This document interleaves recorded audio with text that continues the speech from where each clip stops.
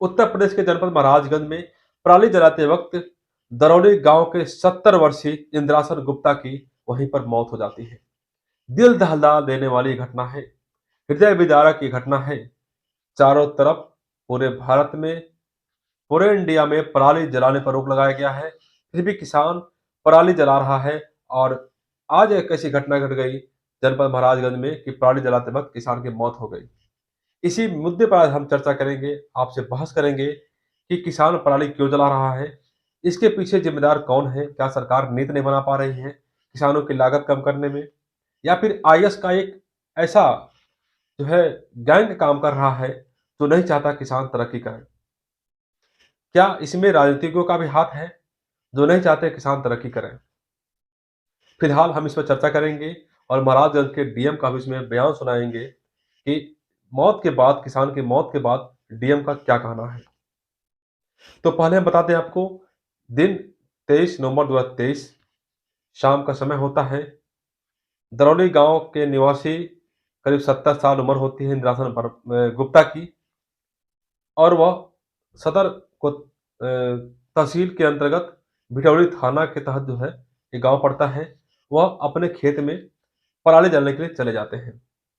मजबूर थे पराली जलाने के लिए, उनके पास इतने पैसे नहीं हैं कि दोबारा पराली को निकाल के उसका निस्तारण कराएं। लागत इतनी लग चुकी है, ऐसा लोगों का कहना है कि पराली को निस्तारण करने में, उसको बाहर निकालने में काफी समय और काफी पैसा लगता है, उसमें श्रम लगती है, मजदूरी लगती है। इसके बाद जैसे ही घटना की सूचना डीएम अरुण झा को मिलती है, वह तत्काल एसपी डॉक्टर कौस्तुभ को साथ देकर के दरौली गांव में घटनास्थल पर पहुंच जाते हैं।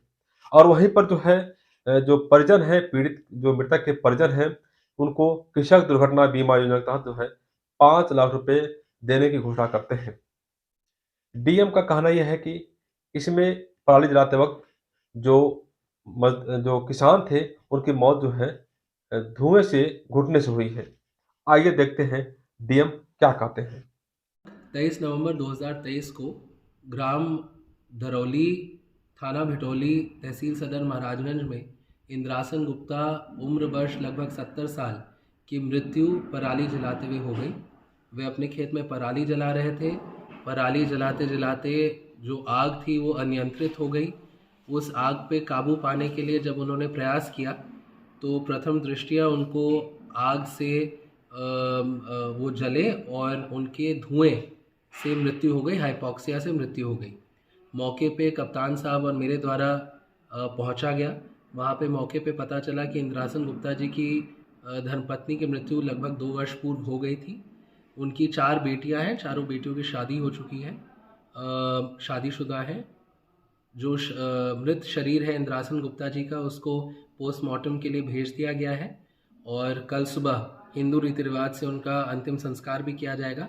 मौके पे हमने कृषक दुर्घटना बीमा योजना में इंद्रासन गुप्ता जी के परिजनों को, जो उनकी 4 बेटियां हैं, उनको 5 लाख रुपए की सहायता धनराशि भी घोषणा की है। तो ये था डीएम का पक्ष। डीएम ने तो बता दिया कि वो मौत कैसे हुई और इसके बाद वो क्या आर्थिक सहायता परिवार को दे रहे हैं। लेकिन सवाल ये उठ रहा है कि क्या किसान ऐसे ही मजबूर रहेगा? किसान हत्याएं कर लेता है, किसान खेती करते करते वहीं पर दम तोड़ देता है। ऐसी नौबत क्यों आ रही है? कहीं न कहीं इसके पीछे ऐसा माना जा रहा है कि सरकार की जो नीतियाँ हैं, वो किसानों के हित में नहीं चल पा रही हैं। एसी में बैठा हुआ आईएएस अधिकारी मुख्यमंत्री को बरगला देता है, गुमराह कर देता है, लेकिन अपने करोड़ों अरबों रुपए में खेलता है। किसान की माली हालत में सुधार नहीं हो पाती है। वो कौन-सी नीति बना रहा है वहाँ पे आईएएस अफ़सर बैठ कर के? उसे एक दिन खेत में भेजना चाहिए, तब मालूम चलेगा उसको खेती क्या चीज़ होती है और किसानी क्या चीज़ होती है। कितना किसान परेशान रहता है अपने उपज का मूल्य निकालने के लिए। बात करें धान के समर्थन मूल्य की, गेहूँ के समर्थन मूल्य की, तो वह मामूली सा है। किसान का जितना समय और पैसा लगता है खेती में, उसमें देखा जाए तो समर्थन मूल्य जो है मामूली सा है, ऊँट के मुँह में जीरा के समान है।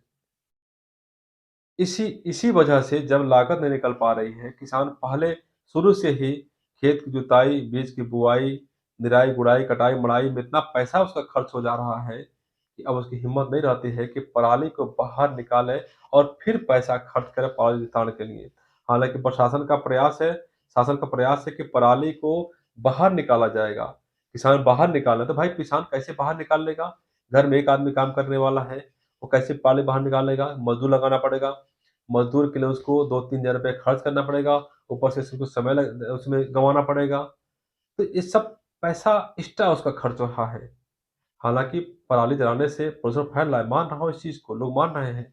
लेकिन इसका सरकार को उपाय करना चाहिए कि कहीं बिहार में क्या कठिनाइयाँ आ रही हैं, उसका निस्तारण करना चाहिए। इसका 2-3 उपाय हमारे मन में आता है और लोगों के मन में भी ऐसा विचार आ रहा है। पहला कि समर्थन मूल्य को 2 गुना से 3 गुना करना चाहिए। धान का समर्थन मूल्य 2022 रुपए करने से काम नहीं चलने वाला है। 2 गुना करेंगे तब जाके किसान को कुछ रकम मिल सकती है।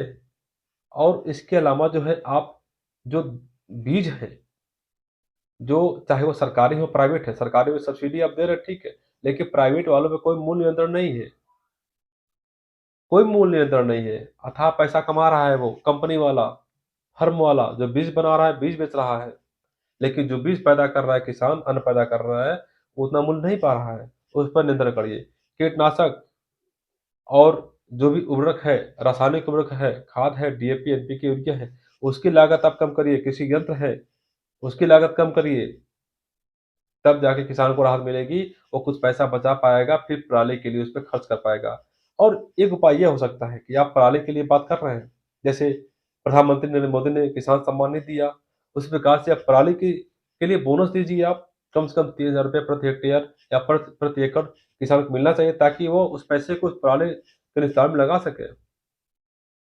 क्योंकि बड़ी समस्या है, इस पर विचार नहीं किया गया कि किसानों के अंदर अंदर जो घुटन है, कहीं कहीं वो आंदोलन का रूप ले सकता है। लेकिन किसान बहुत ही सब्र किए हुए हैं। और लेकिन अंदर खाने में ये चर्चाएं होती रहती कि बड़ा मुश्किल हो गया है खेती करना, लागत नहीं निकल पा रही, ऊपर से पराली के लिए अब उसको मशक्कत करनी पड़ रही है।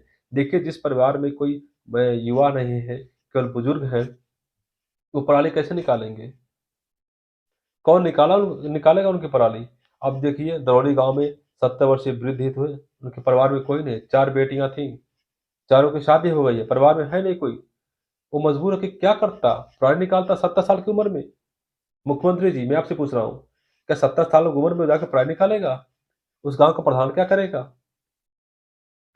तो फिलहाल एक उपाय, एक सुझाव आप हमें बताइए कमेंट बॉक्स में कि पराली के निस्तारण के लिए और किसानों की आय बढ़ाने के लिए और क्या उपाय होने चाहिए, सरकार को और क्या करना चाहिए? आप चाहते हैं खेती करना, तो सरकार से क्या अपेक्षा करते हैं? यदि आप किसान हैं, तो आप कितना धान का समर्थन मूल्य, गेहूँ का समर्थन मूल्य चाहते हैं? डीएपी, एनपीके, यूरिया का मूल्य कितना होना चाहिए?